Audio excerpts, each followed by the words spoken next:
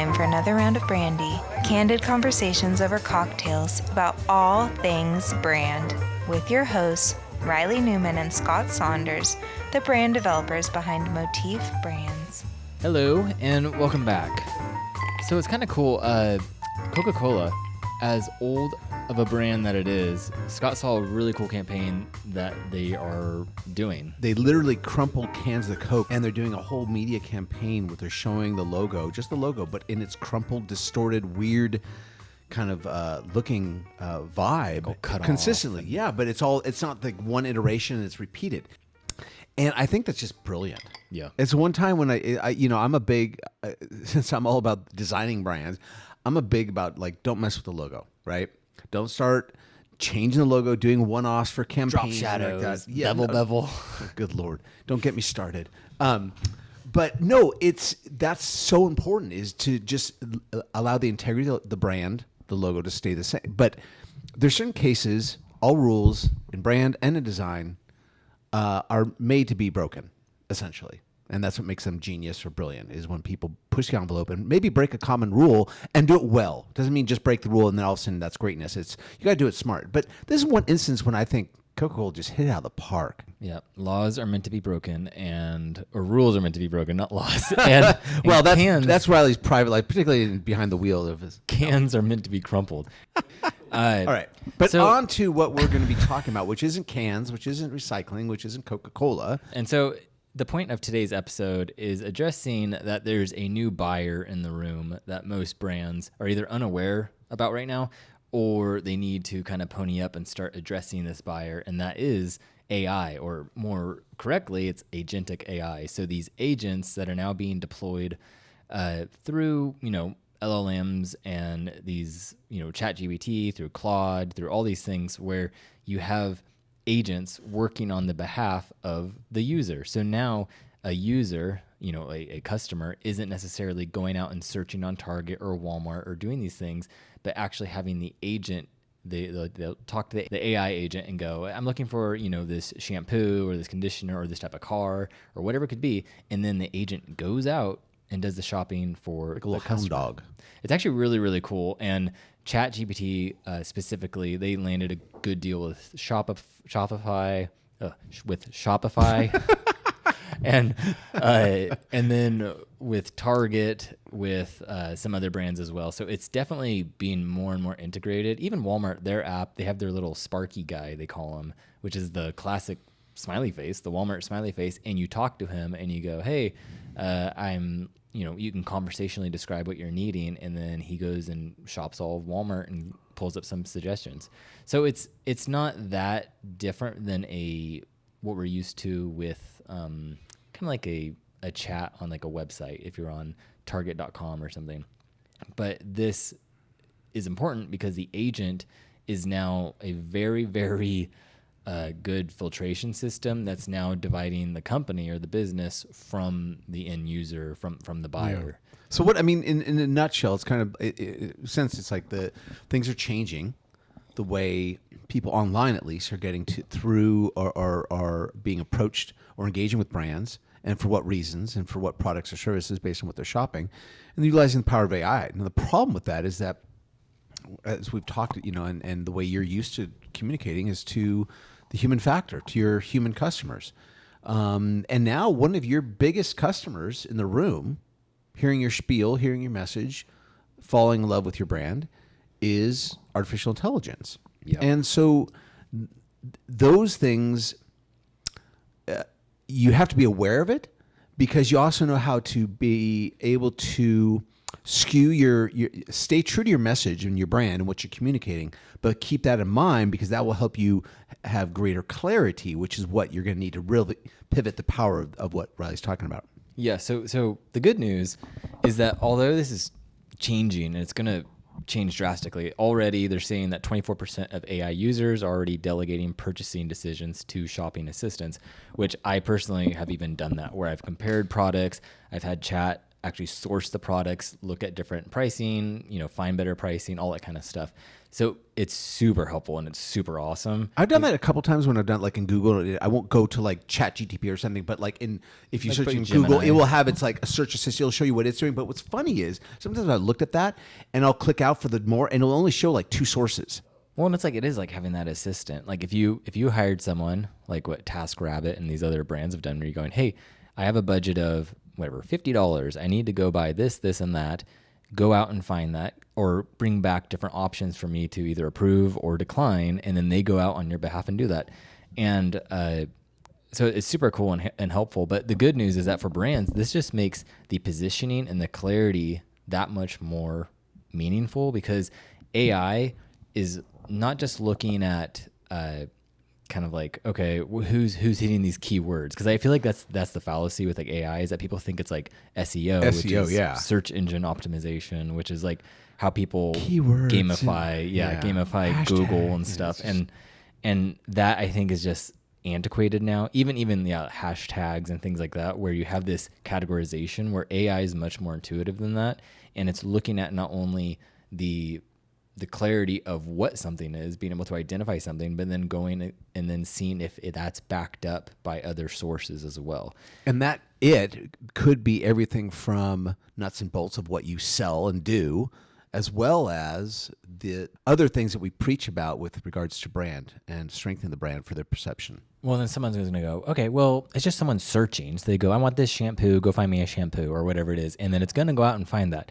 And yes, that is kind of true. So it is a similar almost search function. But the caveat is that the agent is contextually aware of the user. So the agent is contextually aware of, Reilly prefers these brands. Reilly spent money in these areas. Reilly likes this, and that, right? So it's aware of the actual user and not just a blanket kind of or blank search like what we're used to on Google. So it's a different experience overall. So just like if Scott and I, if we told our agents, if we had separate agents and we told them to go look for something, it's going to bring back different results, most likely based off of our usage with the LLM, with the agent, and what it knows about us and what it knows what we do like, what we don't like. Our personal preferences. Right. which is crazy. Even the way we dress, very stark. There's some stark contrast between the two of us. And so it's cool because I'm like, and I talked about this on a podcast last September, and it was talking about the future of advertising, and she was asking me questions about, okay, what does it look like when AI enters this chat of buying and advertising?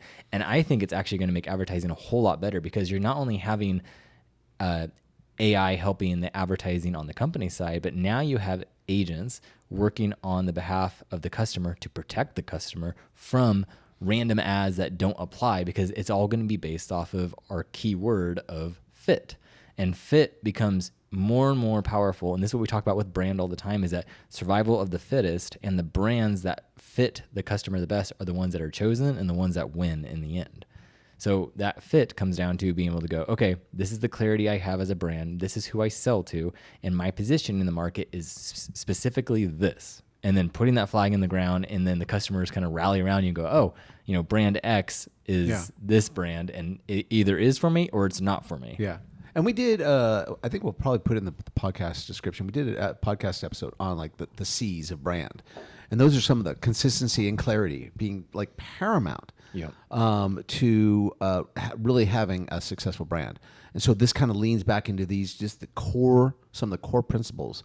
And the beauty of it, not to toot our own horn, but we're 112 episodes in now. And if you've been listening to this, or if you've been really good and read our book, all these things have actually been preparing you for this new era of AI. Is that at the end of it, it's not about attention. It's not about making noise and doing SEO and doing a bunch of ads on Instagram or doing TikTok dances. And we say this almost every single episode, where it's like, it's not about that. And we've always gone back to these principles of what brand is. And now AI is making that even more paramount for like a company succeeding, which is just insane that all these stars are aligning, and AI, technology as a whole is now making like brand even more human. Oddly, it's almost like a paradox.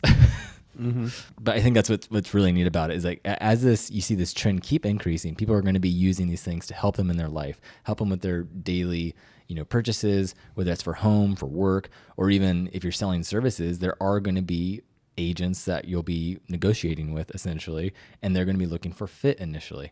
And then that could then be passed on as suggestions for a human to make. But understanding that and going, okay, like Scott was saying, these C's of clarity, consistency, and even the creativity, it's like, okay, with clarity, that's like we said of going, okay, this is my position in the market. This is who I'm for. This is the value I bring. The consistency is making sure that everything that you touch and everything aligns with that. And you're not blurring your message or going, oh, well, sometimes we serve these people, or sometimes sometimes we sell Coke and other times we sell, Sprite, right? It's like, it's muddying the waters. And creatively for us doesn't just mean being clever, right? And oh, that's clever, that's creative. No, creative meaning you are being distinctive. We framed it in a way because it's like find a way to say what you're saying, and even though the others are saying that maybe some of the same things, do it in a way that's distinct, that's different. Yeah, and a bad example of that would be like Super Bowl ads or something where it's like it's just loud and big and put a celebrity in it, make it funny, make it do this, make it do that, and it's just here's an example. Everything. I saw a hamburger joint getting on the bandwagon when everyone was kind of ripping into the whole McDonald's CEO, big bite of a hamburger. And literally there was some guy, burger joint out on the East Coast, and some guy reposted where the owner was like sitting there like, that's a big bite. And they were trying to get on the bandwagon, trying to be relatable and funny. But in the end, that's not why you want people to buy your hamburgers. It's not because, you can be funny. It's because you're drawing people to you like a moth to flame. On that podcast I was interviewed on, I called it advertising. So it's no longer going to be advertising, but it's going to be advertising. Oh, you are so clever. Putting fit in the advertising. And that's wait. You're so pleased with yourself. That's what I love. I'm having a vision. I'm having another vision. And this is it. So based off of my observations is that social media, the internet as a whole, as we know it, has all been attention-based. That's why you have Gary Vee. That's why you have influencers. That's why you have all these things that are all based off attention, right? That's been the main commodity that then everyone has been overvaluing. And unfortunately, companies have been tricked by the same companies who are selling them that attention. So Google, Facebook, or Meta, all these companies have been telling you that attention matters when they're the ones who are profiting from it. So maybe consider that before you buy an ad. But the thing here is that whether it's OnlyFans or Instagram or just a billboard, it's all fighting for attention. So what do you think agents are going to help with when everyone has an agent and it's specifically helping you with attention and time? They're going to come after that and be able to save you from seeing an ad that's not worth it, from derailing your focus, from derailing your attention, and helping you now gain control of your attention. And that is only going to be done by going, okay, all this other stuff is noise. Where's the signal? And the signal is only going to be that which fits. Yeah. No, I think you're right. I think the scope of the internet as we know it, like, I remember the birth of the internet where you would buy an America Online CD and it had like 3 hours and you get it sent in the mail. You pop this disc of internet into your, archaic Mac and boot it up via modem and actually be able to peruse an information highway. It was new, and people would spend hours just exploring knowledge. And I feel like then the birth of social media came around in the mid to late 2000s, and everything changed where it became the internet's no longer about information; it's about entertainment. And I feel like we're seeing a wave of where the internet is going to be more of the information ocean that the agents are pulling from, right? Yep. I feel like that's kind of the new way. The whole wave is shifting, I think, for even how we use the internet. Yeah, I think there's definitely a change happening, and it is, we've the whole Internet of Things, that was a big trend, and now everything is, connected. So then it's like, well, what do you do when you have that much information or that much connectivity? Well, now you need something to help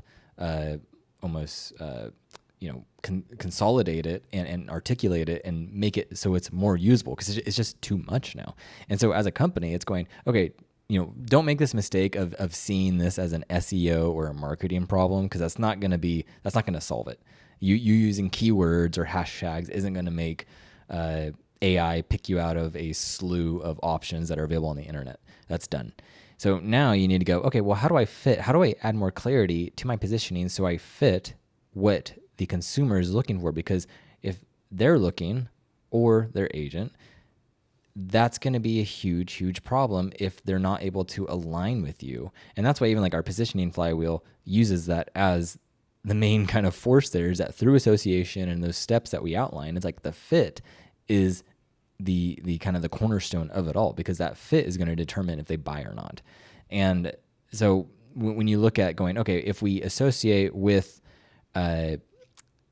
these certain, like, I don't know, styles or certain things that our ideal customer values, it's not so much that it's going to be the emotional pull of it, but it's actually this more logical side of it coming from the AI that's based off of the emotional. So before, wait, let me backtrack. So it's not so much when someone buys something, you have a lot of emotions that then are rationalized after the purchase. That's typically how things are bought.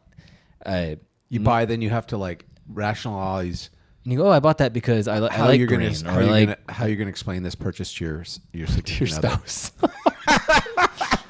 Basically. So then we'll go, oh yeah, I bought that because, and we'll usually make up. I needed this because it's different than this, and there's times when I might need this, so this is why I know. And then it just sits in your garage, or it just sits. I have 5 of them, but they all have a different purpose, slightly different, unique. And so that was emotion, leading to then rationale, and now you almost have this reverse happening where, let's pretend that everyone has an AI agent. They're going, okay, well, emotionally, I know Reilly likes this and Scott likes this over here, or whoever. Now, what's going to be a good fit for that, right? So now you almost have this rationale applied over the emotion, where then someone's not going to make this knee-jerk reaction. And so this goes into my argument. More of a logical query it's searching for. It's weird because it's like, it's almost a logical emotion where it's like, oh, it's like when your parents go, oh, no, you don't want to buy that. Like when you're a child, and they go, no, you don't want to buy it, because they know you, and they'll know, oh, if you buy that, you're probably going to regret it when you get home. You probably go, oh, I wish I didn't spend $20 on that, right? Well, put it this way. Let's just talk about a pair of jeans, right? I mean, we could buy the same brand jeans. There's different styles. Some people are skinny jean type of people. Some people are real baggy and loose. Some bell bottoms. Bell bottom. Yes. Right. So I think the point is that the emotional factor of where's my preference, if an agent's going to be finding me the perfect, a couple different jean options, but it knows based on other things what my style is. Yeah. It's not going to, if I'm not a bell bottoms guy, it's not going to bring me back bell bottoms. Or if I don't have the fit for skinny jeans, it's not going to bring me skinny jeans, because it knows based on history, based on whatever Hey, other you've bought stuff like this before. I typically, like this style of jean. No, that's a good point. Is that how many things have we bought where then we go, yeah, that thing does just sit in my closet. Like it does just sit around. I don't use it. I thought I would, and it doesn't. That's the problem with our human nature right now, is that we'll buy things. And so this, again, goes against our current, where the advertising or the campaign grabs attention, and then it kind of tricks a couple people into purchase this. That's what people do on TikTok all the time. That's how TikTok Shop is funded, is that it's things under $20, and it's all Temu junk. And then they trick you and they go, you need to buy this. And then someone buys it. Wait, Temu's junk? Oh no, it's actually very high quality. Oh, okay. I'll start shopping there. And so you see the kind of contrast there, where you have this high attention based, almost emotional knee-jerk reactions. And so now you're going to have a great filtration process where AI, which does it's contextually aware of who you are, purchases you've made in the past, mistakes you've made with purchases, or whatever it could be. Or no, you shouldn't spend money on that because you've already maxed out your budget for the month on whatever. Don't go spending that, right? So you actually have a safeguard. So it's going to be very interesting as this kind of progresses further. I'm mainly I'm excited because it's going to make positioning and clarity that much more important for brands across the board. Much more critical, really.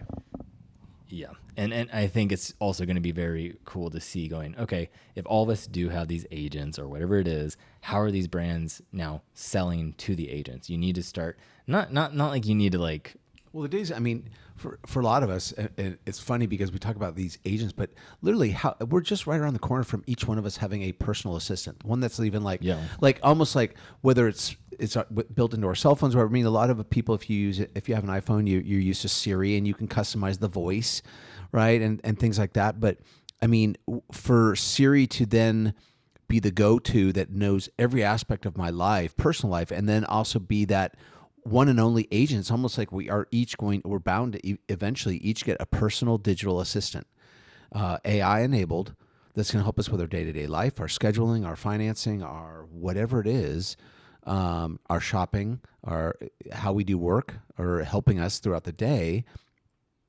That day's right around the corner. Scary day, to be honest with you. But it's inevitable. That's the next step, evolution. The more we as people don't have to make our own decisions or use our brain to just navigate a daily life, there's something that's going to be a de-evolution of the human brain, I think, over time. It's like using a GPS. Yeah, I don't know. But I think the cool thing is that I think the consumer is finally going to be armed with something that protects them from the billions and billions of dollars that's spent by large corporations. Like, you think about all the advertising, all the marketing that's literally going after each of us, and we have no defense against it. And they know the psychological maneuvers. They know these things and our weaknesses, and they know how to work us so that we turn over $1 here, $20 there, or whatever it could be. Yeah. They know how to take advantage of you. And so the consumer will finally be armed with something that's going to defend them and help them make better purchasing and not just, gather debt left and right. Yeah. It'll be cool. So for sure. Again, if this kind of sparks interest in you, let us know. And also, this does align with a lot of the principles that we talk about all the time on here and in our book. So check it out and kind of get up to speed if you're not. Yeah, and if you're just checking in, when we say our book Brandy is pretty much what's founded this show and which kind of pulls so much of what we talk about from that. So it's kind of like if you discovered it, but you're like, man, I don't want to go through 100 episodes to try to catch up on a bunch of concepts. Picking up the book might be another option because they're quick little reads, and you can check out some of the reviews. So again, there's something to look into. And we're always looking for feedback. We're always looking for if there's a topic you guys have that you want us to address more specifically. Reach out to us. Motif Brands. Well, thanks for listening. Until next time. Cheers.